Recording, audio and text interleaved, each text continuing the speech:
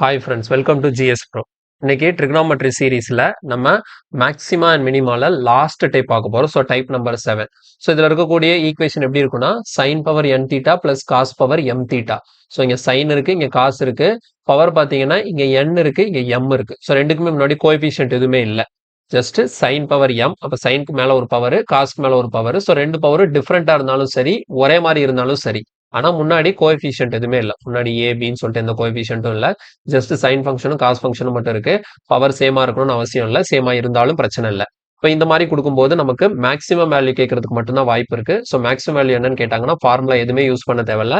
டைரக்டாவே நம்ம ஆன்சர் வந்து 1ன்னு சப்ஸ்டிட் பண்ணிடலாம். கிளியரா?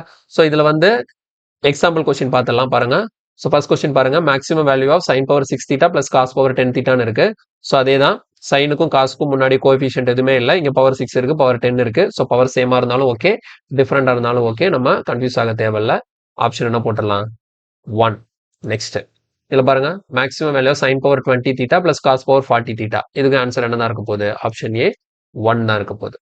நெக்ஸ்ட் பாருங்க, the greatest value of sine power 4 theta plus cos power 4 theta. இங்க பவர் சேமா இருக்கு, ஸோ நோ ப்ராப்ளம். ஆன்சர் என்னதான் இருக்கும்? மேக்ஸிமம் வேல்யூ 1 தான் இருக்கும். ஓகேவா? ஸோ இதோட maximum value and minimum value முடிஞ்சது. ஓகேங்களா? ஸோ ஆல் 7 டைப்ஸும் நம்ம கவர் பண்ணியாச்சு.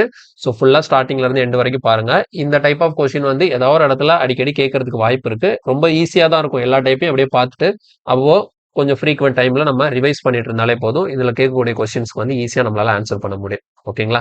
சரி, ஓகே. அடுத்த வீடியோல உங்களுக்கு வேற கான்செப்டோட உங்களை மீட் பண்றேன். தேங்க்யூ, பாய். வீடியோ பிடிச்சிருந்தா லைக் பண்ணுங்க, மறக்காம நம்ம சேனலுக்கு சப்ஸ்கிரைப் பண்ணிக்கோங்க.